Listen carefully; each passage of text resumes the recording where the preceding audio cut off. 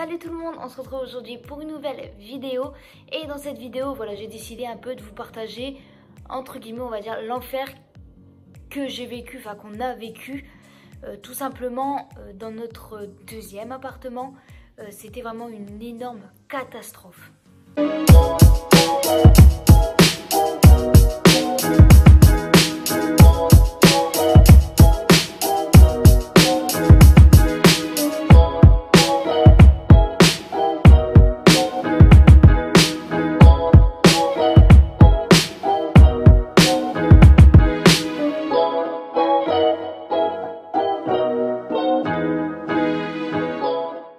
Alors comment on a trouvé cet appartement? Donc en fait on a tout simplement fait des recherches sur le Bon Coin. Et en fait voilà, il était à l'étage. Enfin, ça nous embêtait un peu dans le sens où en fait mon copain à ce moment là il avait un énorme aquarium. Donc voilà, pour le monter ça aurait été pas évident vu les escaliers que c'était. Et déjà rien que pour le sortir de notre premier appartement ça a été une grosse galère. Donc c'est tout, je me suis dit on va quand même aller le visiter, il a l'air vraiment sympa, assez grand, puis il y a 2 chambres, parce que forcément on avait un projet de faire un enfant. Et du coup on va le visiter, tout ça, la cuisine a été super jolie, une cuisine rouge, un peu américaine comme ça, et franchement c'était vraiment super sympa, j'aimais beaucoup. Et du coup en parlant avec le propriétaire, il nous explique que voilà, il y a un appartement également de libre en dessous, donc au rez-de-chaussée, que soi-disant il n'avait pas eu l'occasion de le poster sur le Bon Coin ou sur d'autres sites et que voilà pour l'instant il était toujours pas loué. Alors mon copain voilà ça l'intéressait un peu plus parce que bon c'était au rez-de-chaussée tout ça, voilà c'était un peu plus simple même également pour les courses. C'est vrai que c'est vraiment pas évident de devoir monter des marches avec les courses tout ça, enfin bon. Donc il dit est-ce que c'est possible de le visiter? Donc le propriétaire il dit ouais, il dit pas de souci tout ça.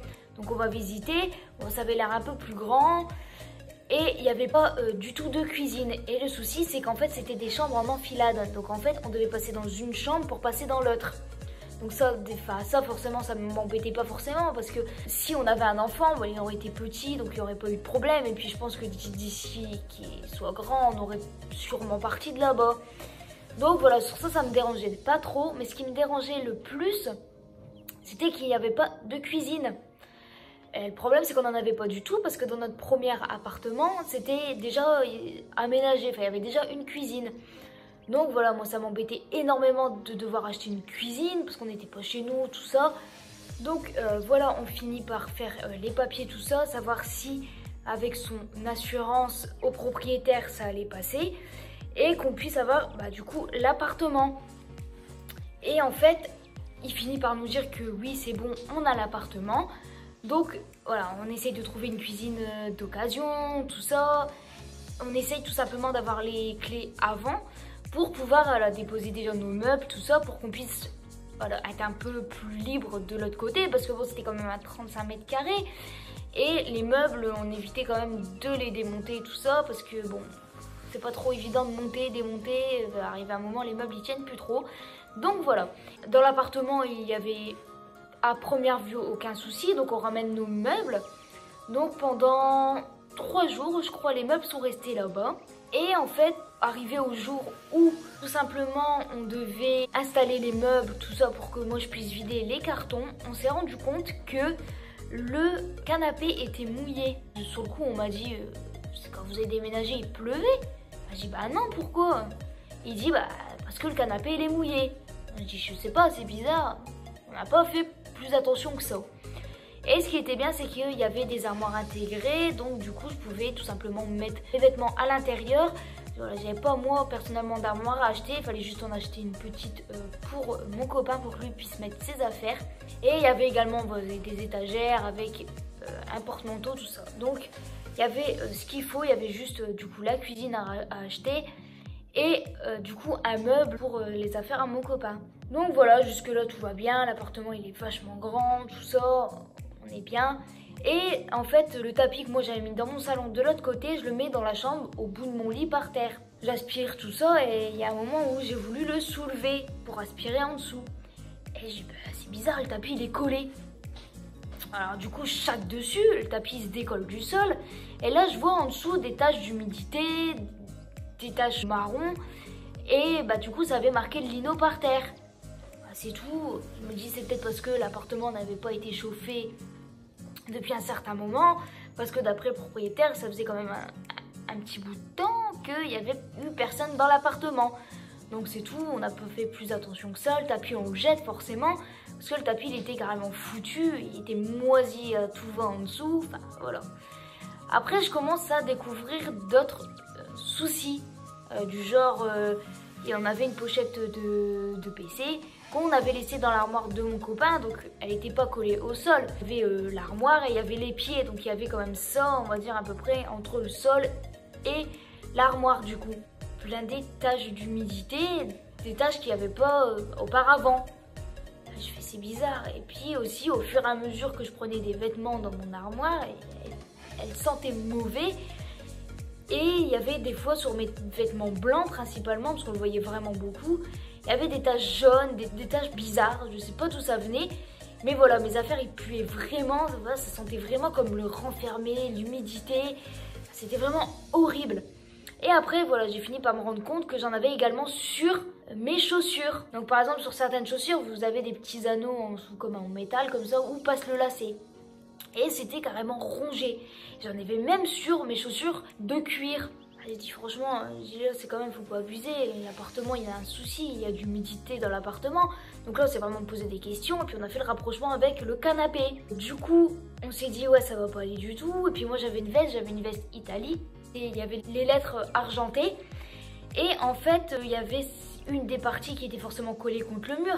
Et en fait, les lettres, elles se sont carrément écaillées et j'ai perdu carrément l'effet or en fait qu'il y avait sur mes lettres. Voilà, déjà ça, je me suis vraiment énervée parce que bon, c'était quand même une veste que je tenais énormément.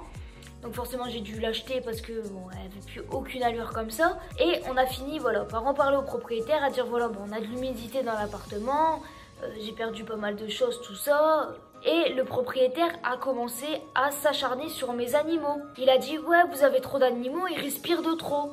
Comme toi j'avais juste 3 chats et j'avais tout simplement un chien. Faut pas abuser non plus, c'est pas non plus des poneys, c'est pas non plus un cheval. Et sur mes chaises il y avait comme une sensation de gras, c'était vraiment bizarre. Donc le propriétaire voulait rien faire du tout, j'ai fini par lui envoyer tout simplement une lettre, donc suite à son courrier où il se plaignait, où il disait que c'était la faute de mes animaux, qu'on avait de l'humidité dans l'appartement.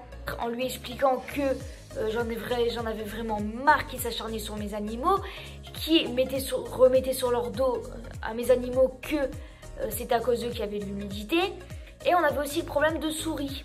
On avait des souris dans la cuisine et heureusement que mes chats ils étaient là pour les attraper. Donc je me suis dit là ça va plus être possible, il faut contacter quelqu'un, voilà, faire venir quelqu'un voilà, pour constater tout ça et faire en sorte qu'on ait un dédommagement ou que le propriétaire se bouge un peu les fesses quoi. Parce qu'arrivé à un moment voilà ça commençait vraiment à nous saouler, sans compter que la douche elle fuyait et que le propriétaire ne voulait pas la changer. Il nous trouvait des excuses du genre oui mais je suis toujours en prêt, s'il y a une chaudière qui saute je dois encore il faut que je garde des sous. Voilà, arrivé à un moment, moi ça a commencé extrêmement à m'énerver. Donc j'ai contacté le service d'hygiène de ma ville.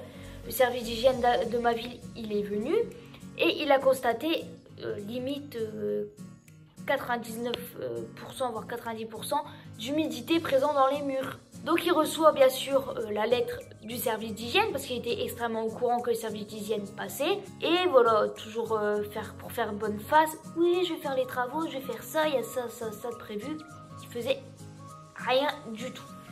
Donc je me suis dit voilà, arrivé à un moment, ça commence vraiment à me saouler. Donc en parlant avec mon banquier, il a fini par me dire bah, appelez le service juridique, il va faire quelque chose.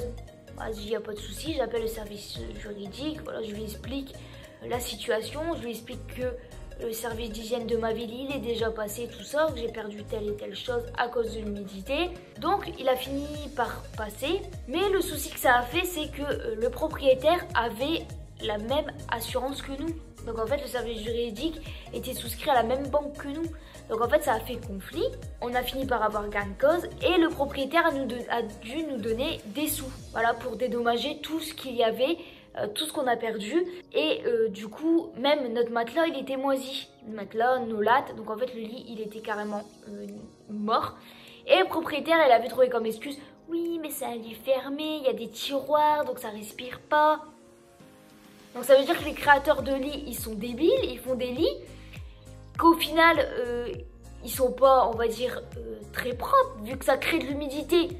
Donc j'y arrive à un moment, il faut arrêter. On a fini par avoir gain de cause et il a dû nous donner des sous. Donc du coup, voilà, ça, il avait en travers la gorge. Hein. Quand il me tenait le chèque, il voulait pas me le lâcher. Hein. Ah non, pas du tout, hein. Bah forcément. Voilà, donc déjà, l'histoire de l'humidité, ça me passait quand même bien en travers la gorge et ça me saoulait extrêmement. Et après, le voisin s'est mis à, on va dire, à nous casser les couilles, quoi. Donc en fait, il s'amusait à faire du bruit à tout va. Donc au début, il avait une copine. Donc c'est la copine qui l'a emménagé dans l'appartement, juste au-dessus de nous. Celui qu'on devait prendre normalement, mais que finalement on a pris celui au rez-de-chaussée. Et que comme par hasard, juste avant que ceux du dessus, il le prend, il a tout rénové. Donc au final, nous on aurait pris l'appartement du dessus, il ne l'aurait pas rénové. Enfin, voilà quoi. Donc du coup, il a emménagé avec sa copine, tout ça, c'est débrouillé à tout va, elle claque ses talons quand elle marche. Donc déjà là, moi ça me saoulait énormément parce qu'il faisait ça au soir quand nous on dormait, mon copain travaillait le lendemain, moi je travaillais aussi. Voilà, c'était vraiment extrêmement saoulant. On l'entendait s'engueuler avec sa copine, on entendait tout, vraiment tout. Et même le bébé d'en face, de l'appartement juste en face de nous, on l'entendait pleurer quand on était dans notre cuisine. Et on n'avait aucune limite intimité, c'était vraiment horrible quoi. Après, forcément, il a quitté sa copine, celui du dessus, parce que bon, ça allait pas tout ça. Et à mon avis, il a dû avoir des plans de cul entre deux. Et en fait, on l'entendait faire avec la fille en question à 3 h du matin, à 6 h du matin. Il traînait des choses par terre, il faisait tomber des choses au sol. Mais ça, à 3 h du matin. Donc du coup, mon chien, bah forcément, il avait peur. Et du coup, il aboyait, il croyait qu'il y avait quelqu'un. Donc du coup, moi, je me suis énervée plusieurs fois sur lui parce qu'il comprenait pas qu'on entendait tout, que nous, on en avait marre. Et des fois, il faisait vraiment exprès. Alors du coup, voilà, une fois, j'en ai eu vraiment marre. Le lendemain, je travaillais. Et du coup, mon copain, il me dit, bah t'as qu'à aller couper son compteur. Parce qu'en fait, il avait mis la musique à fond, tout ça. Et moi, je voulais vraiment dormir. Donc du coup, j'ai été discrètement dans les couloirs. Donc en fait, c'était un compteur dans le couloir, mais c'était des portes qu'on entendait vraiment quand on les ouvrait, tout ça.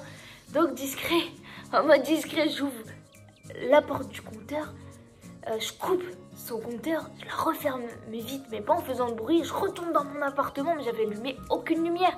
J'étais en lampe torche avec mon téléphone, et au téléphone avec mon copain, avec les écouteurs. Et là, j'entends le voisin du dessus. Ouais, elle commence à me casser les couilles, elle. Ouais, je vais péter un plomb. J'entendais péter un plomb dessus. Putain, ça me fait extrêmement rire.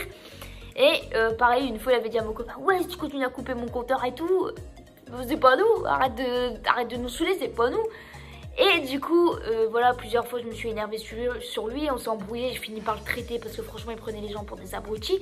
Et franchement, sa tête, j'arrivais pas à, comment dire, à contenir ma colère quand je voyais sa tête en fait. Donc du coup, c'était vraiment très compliqué.